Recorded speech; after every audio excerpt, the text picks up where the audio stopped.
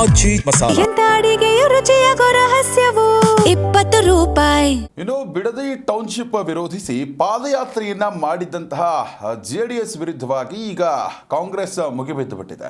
ಕುಮಾರಸ್ವಾಮಿ ಅವರನ್ನ ಟ್ರೋಲ್ ಮಾಡುವಂತಹ ನಿಟ್ಟಿನಲ್ಲಿ, ಟೀಕೆ ಮಾಡುವಂತಹ ನಿಟ್ಟಿನಲ್ಲಿ ಪೋಸ್ಟರ್ ದಾಳಿಯನ್ನ ಯೂತ್ ಕಾಂಗ್ರೆಸ್ ಕಾರ್ಯಕರ್ತರು ಮಾಡಿದ್ದಾರೆ.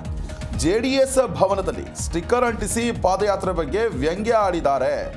ಜೆಪಿ ಭವನದ ಗೋಡೆ ಮತ್ತು ಗೇಟ್ಗೆ ಪೋಸ್ಟರ್ ಅನ್ನ ಅಂಟಿಸಿದ್ದಾರೆ ಕೈ ಕಾರ್ಯಕರ್ತರು.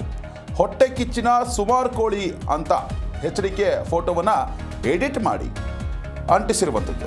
ಇನ್ನು ಬಿಡದಿ ಹೋರಾಟವೇ ಬೇನಾಮಿ ಆಸ್ತಿ ರಕ್ಷಿಸುವ ಹೋರಾಟವೇ ಅಂತ ಪ್ರಶ್ನೆಯನ್ನು ಮಾಡಿದ್ದಾರೆ. ಬೇನಾಮಿ ಆಸ್ತಿ ಬಿಡಿ, ಆಮೇಲೆ ರೈತರ ಪರವಾಗಿ ಮಾತನಾಡಿ, ಆಹಾ ಏನ್ ಗುರು ಸಾಂಕೇತಿಕ ಬೆಂಬಲನ ಅಂತ ಪೋಸ್ಟರ್ ಕೂಡ ಅಂಟಿಸಿರುವಂಥದ್ದು. ಇಲ್ಲಿ ಗಮನಿಸಬೇಕಾದ ಸಂಗತಿ ಅಂತಂದರೆ, ಈ ಸಾಂಕೇತಿಕ ಬೆಂಬಲವ ಅನ್ನುವಂಥದ್ದು ಮೊನ್ನೆ ಸಾಕಷ್ಟು ವೈರಲ್ ಆಗಿತ್ತು. BY ವಿಜಯೇಂದ್ರ ಅವರ ಒಂದು ಆಡಿಯೋ, ಅಂದರೆ ಮಧು ಬಂಗಾರಪ್ಪನವ್ರ ಜೊತೆ ಮಾತನಾಡುವಂತಹ ಸಂದರ್ಭದಲ್ಲಿ ಈ ಮಾತನ್ನು ಹೇಳಿರ್ತಾರೆ. ಅದನ್ನು ಕೂಡ ಉಲ್ಲೇಖಿಸಿ ಅದೇ ರೀತಿಯಾಗಿ ಹೊಟ್ಟೆ ಕಿಚ್ಚಿನ ಸುಮಾರು ಕೋಳಿ ಅನ್ನೋ ಒಂದು ಹಿನ್ನೆಲೆಯಲ್ಲಿ ಕುಮಾರಸ್ವಾಮಿ ಅವರನ್ನು ಟೀಕೆ ಮಾಡುವಂತಹ ನಿಟ್ಟಿನಲ್ಲಿ ಈ ರೀತಿಯಾದಂತಹ ಟ್ರೋಲ್ಗಳನ್ನು ಕೂಡ ಮಾಡ್ತಾ ಇರುವಂಥ, ಅಂದರೆ ಪೋಸ್ಟರ್ಗಳನ್ನು ಅಂಟಿಸಿ, ಅದರಲ್ಲೂ ಕೂಡ JP ಭವನಕ್ಕೆ ಪೋಸ್ಟರ್ಗಳನ್ನು ಅಂಟಿಸಿ ಈ ರೀತಿಯಾದಂತಹ ಒಂದು ವ್ಯಂಗ್ಯವನ್ನು ಮಾಡಿದ್ದಾರೆ ಯೂತ್ ಕಾಂಗ್ರೆಸ್ ಕಾರ್ಯಕರ್ತರು. ನಿನ್ನೆಯಿಂದಲೂ ಕೂಡ ಸೋಷಿಯಲ್ ಮೀಡಿಯಾದಲ್ಲಿ ಸಾಕಷ್ಟು ವೈರಲ್ ಕೂಡ ಆಗ್ತಾ ಇತ್ತು ಈ ಫೋಟೋಗಳು. ಸದ್ಯ ಹೊಟ್ಟೆ ಕಿಚ್ಚಿನ ಈ ಸುಮಾರು ಕೋಳಿ ಅನ್ನೋ ಒಂದು ಹಿನ್ನೆಲೆಯಲ್ಲಿ ಈ HDK ಫೋಟೋವನ್ನು ಎಡಿಟ್ ಮಾಡಿ ಈ ರೀತಿಯಾಗಿ ವೈರಲ್ ಮಾಡಲಾಗ್ತಾ ಇದೆ. ಸದ್ಯಕ್ಕೆ ಸೋಷಿಯಲ್ ಮೀಡಿಯಾದಲ್ಲೂ ಕೂಡ ವೈರಲ್ ಆಗ್ತಾ ಇದೆ. JP ಭವನಕ್ಕೂ ಕೂಡ ಇದನ್ನು ಅಂಟಿಸಿರುವಂಥದ್ದು ಸಾಕಷ್ಟು ಚರ್ಚೆಗೂ ಕೂಡ ಎಡೆಮಾಡಿಕೊಟ್ಟಿರುವಂಥದ್ದು. ಸದ್ಯ ಯೂತ್ ಕಾಂಗ್ರೆಸ್ ಕಾರ್ಯಕರ್ತರು ವ್ಯಂಗ್ಯ ಆಡಿದ್ದಾರೆ. JDS ಒಂದು ಪಾದಯಾತ್ರೆಯನ್ನು, ಬೇನಾಮಿ ಆಸ್ತಿಯನ್ನು ರಕ್ಷಣೆ ಮಾಡಿಕೊಳ್ಳೋದಕ್ಕಾಗಿ ನೀವು ಈ ರೀತಿಯಾಗಿ ಹೋರಾಟವನ್ನು ಮಾಡ್ತಾ ಇದ್ದೀರಿ, ಆಮೇಲೆ ನೀವು ಬೇನಾಮಿ ಆಸ್ತಿ ಬಿಟ್ಕೊಡಿ, ಆಮೇಲೆ ನೀವು ರೈತರ ಬಗ್ಗೆ ಮಾತನಾಡಿ ಅನ್ನೋ ಒಂದು ಹಿನ್ನೆಲೆಯಲ್ಲಿ ಪೋಸ್ಟರನ್ನು ಅಂಟಿಸಿ ವ್ಯಂಗ್ಯ ಆಡಿರುವಂಥದ್ದು.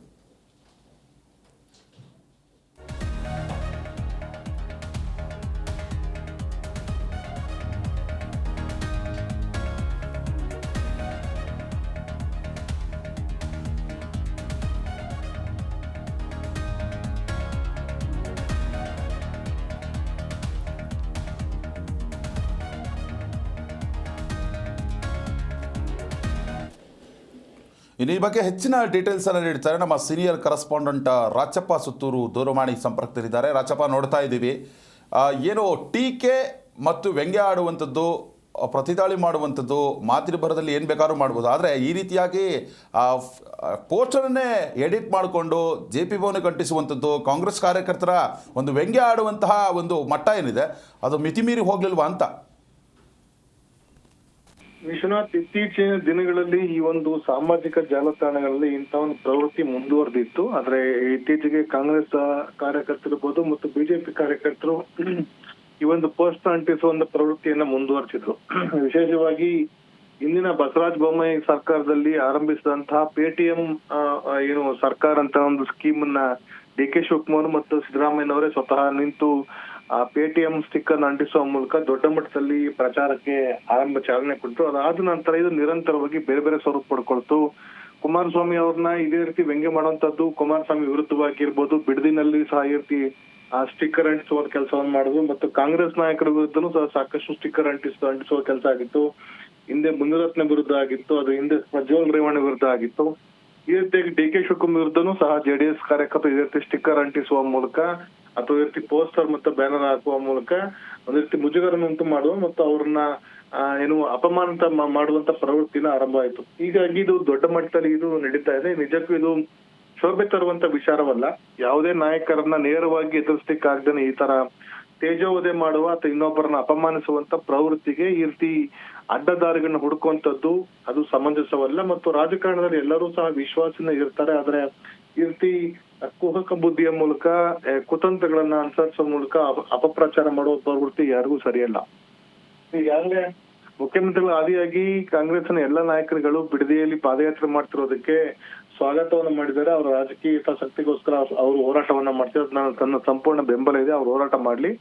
ನಿಜಕ್ಕೂ ರೈತರ ಪರವಾಗಿದ್ರೆ ನನ್ನ ಅಭ್ಯಂತರವಿಲ್ಲ ಅಂತ ಮುಖ್ಯಮಂತ್ರಿಗಳು ಹೇಳಿದ್ದಾರೆ. ಮತ್ತು ತಮ್ಮ ಒಂದು ಸರ್ಕಾರ ಆ ನಿಟ್ಟಿನಲ್ಲಿ ಯಾವೆಲ್ಲ ಕ್ರಮಗಳನ್ನ ಕೈಗೊಳ್ಬೇಕು ಅಂತ ಅನ್ನೋದು ಆ ನಿಟ್ಟಿನಲ್ಲಿ ಕ್ರಮವನ್ನು ಕೈಗೊಳ್ತಿದ್ದಾರೆ. ಮತ್ತು ರೈತರು ಅಗತ್ಯ ಇರುವ ಭೂಮಿಯನ್ನ ಬಿಟ್ಕೊಡೋ ರೈತರು ಭೂಮಿಯನ್ನು ಬಿಟ್ಕೊಳ್ಳಿ, ಬಿಟ್ಕೊಡದಿದ್ದಲ್ಲಿ ರೈತರಿಗೆ ನಾವು ಅವ್ರನ್ನ ಬಲವಂತ ಮಾಡೋದಿಲ್ಲ ಅಂತ ಅನ್ನೋದನ್ನು ಸಹ ಮುಖ್ಯಮಂತ್ರಿಗಳು ಸ್ಪಷ್ಟಪಡಿಸಿದ್ದಾರೆ. ಆದ್ರೂ ಸಹ ಈ ಒಂದು ಹೋರಾಟ ನಿನ್ನೆ ಏನು ಕಣಿಮಿಣಿಕೆ ಬಳಿ ಜೆಡಿಎಸ್ ಮತ್ತು ಬಿಜೆಪಿ ಪಾದಯಾತ್ರೆನ ಪೊಲೀಸರು ತಡೆದಿದ್ದಾರೆ. ಯಾಕಂದ್ರೆ ಬೆಂಗಳೂರಿಗೆ ಬರ್ಲಿಕ್ಕೆ ಅವರು ಅನುಮತಿಯನ್ನು ಪಡ್ಕೊಂಡಿರಲಿಲ್ಲ ಮತ್ತು ಪಾದಯಾತ್ರೆ ನಡೆಸಲಿಕ್ಕೂ ಸಹ ಅನುಮತಿಯನ್ನ ಪೊಲೀಸ್ ಇಲಾಖೆ ಇರ್ಬೋದು ಅಥವಾ ಯಾವುದೇ ಕನ್ಸರ್ನ್ ಅಥಾರಿಟಿ ಅದರಿಂದ ಅವರು ಪಡ್ಕೊಂಡಿರಲಿಲ್ಲ.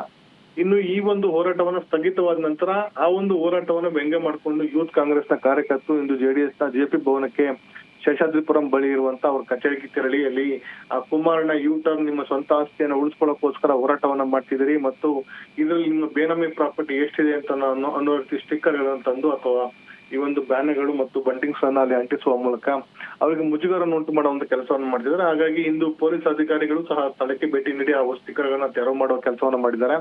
ಜೆಡಿಎಸ್ ನ ಕಾರ್ಯಕರ್ತರು ಅಥವಾ ಜೆಡಿಎಸ್ ನಾಯಕರು ಈ ಸಂಬಂಧಪಟ್ಟಂತೆ ದೂರನ್ನು ನೀಡಬೇಕು ಅಂತಾನೂ ಸಹ ಚಿಂತನೆ ಇದೆ.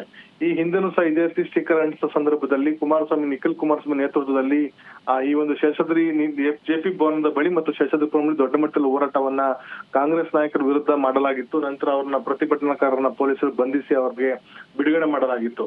ಹೀಗಾಗಿ ಇದು ಸಹ ಈ ಒಂದು ರೀತಿ ಇನ್ಸ್ಟಿಗೇಟ್ ಮಾಡುವಂತ ಕೆಲಸವನ್ನ ಕಾಂಗ್ರೆಸ್ನ ಯೂತ್ ಕಾಂಗ್ರೆಸ್ನ ಮಾಡ್ತಿದ್ದಾರೆ.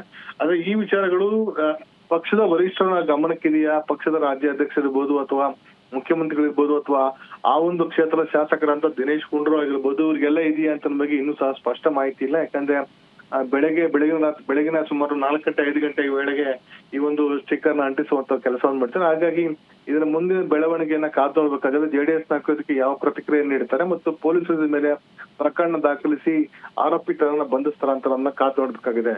ವಿಶ್ವನಾಥ್, ಧನ್ಯವಾದ ರಚಪ್ಪ ತಮ್ಮೆಲ್ಲ ಡೀಟೇಲ್ಸ್ಗಾಗಿ.